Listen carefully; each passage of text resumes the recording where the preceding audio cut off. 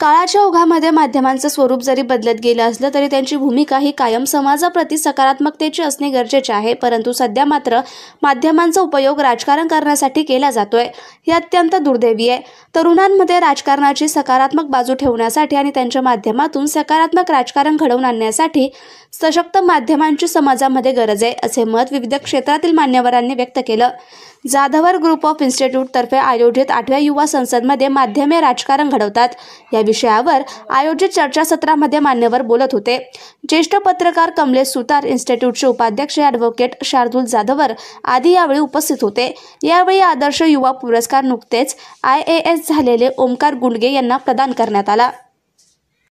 जितका मीडिया या समाजाचा भाग आहे, जितकी अपेक्षा या मीडियाकडनं तुमची आहे, तेवढीच आमची ही सुद्धा अपेक्षा असते की माध्यमांसोबत तुम्ही उभं राहावं, माध्यमांच्या भूमिकाही तुम्ही समजून घ्याव्यात। फक्त पण एक गोष्ट आहे, याच्यातून मला एक गोष्ट कळली, म्हणजे जी नेहमीच मी म्हणतो की माध्यमांकडून अपेक्षा आजही आहेत। तुम्ही जेव्हा माध्यमांना हक्काने सांगतात की माध्यमांनी हे केलं पाहिजे, माध्यमांनी ते करायला हवं, याचा अर्थ अजूनही माध्यमांकडनं अपेक्षा आहेत आणि कुठेतरी त्या अपेक्षा पूर्ण माध्यमं करतील।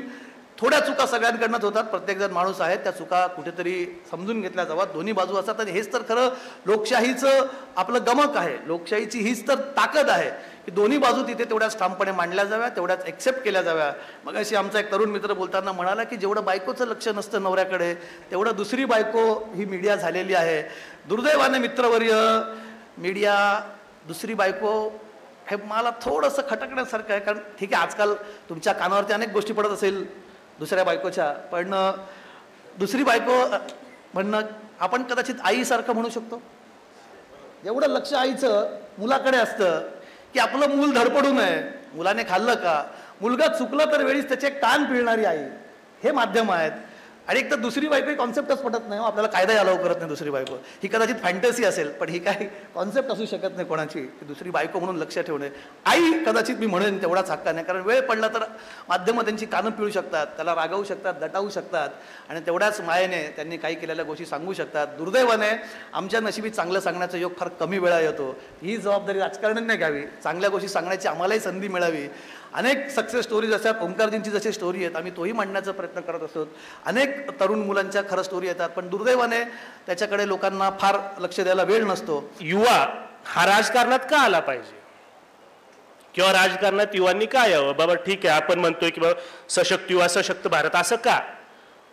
याचं उत्तर असं की आजचा जो युवा आहे त्याला प्रत्येक गोष्टीची माहिती झाली आहे, सोशली, टेक्नॉलॉजिकली, सामाजिक तसं तांत्रिक, दोन्ही पण गोष्टीमध्ये आज जो युवाला एक्सपोजर भेटलाय, यंग जनरेशन, आज मला असं वाटतं की काही गोष्टी मला माहीत नसतील, तसं मी युवाच आहे म्हणा, अजून काय म्हातारा झालो नाही मी, पण तरी माझ्यापेक्षाही जास्त गोष्टी तुम्हाला माहीत असतील। कारण आता कमलेशजीकडे आहेत, मीडिया, सोशल मीडिया एवढा स्ट्रॉंग झाला आहे आज की प्रत्येकाला प्रत्येक गोष्टीचं अवेअरनेस आहे। आणि ही जी इन्फॉर्मेशन आहे, हा जो डेटा तुम्हाला रोज भेटतोय, ते तुम्हाला सशक्त करतं। ही गोष्ट तुम्हाला माहिती आहे, तुम्हाला आज जगाचा पण अभ्यास आहे, पूर्ण पृथ्वी तलावर चांगल्या पॉलिसी कुठं बनतायत, वाईट कुठं घडतंय, चांगल्या गोष्टी कुठं घडतायत, भारताने कुठल्या दिशेने गेलं पाहिजे, या प्रत्येक गोष्टीवर तुमचं एक ठाम मत आहे, असू शकतं आणि असलंच पाहिजे। म्हणून युवाची गरज आहे राजकारणात। आणि जेव्हा हा युवा राजकारणात येईल तेव्हा राजकारणाचा स्कोप नक्कीच वाढेल। का? कारण आजच्या युवाला समाजाची जाणीव पण आहे। कारण आधी तरी गोष्ट बऱ्यापैकी सोप्या होत्या, बऱ्यापैकी इनइक्वालिटी जी म्हणतो ती कमी होती, पण आज बघतोय आपण इनइक्वालिटी भारतातच आणि प्रत्येक कोपऱ्यात कानाकोपऱ्यात इनइक्वालिटी खूप वाढली आहे। आता इनइक्वालिटी म्हणजे काय? गरीब लोक खूपच गरीब झालेत, श्रीमंत खूपच श्रीमंत होत गेलेत। तो हा जो फरक आहे तो आज वाढत चाललाय। मग हा फरक कुठेतरी जेव्हा आपण मिटवायचा प्रयत्न करतो किंवा हातात घेतो तेव्हा आपल्याला सशक्त युवाची गरज आहे।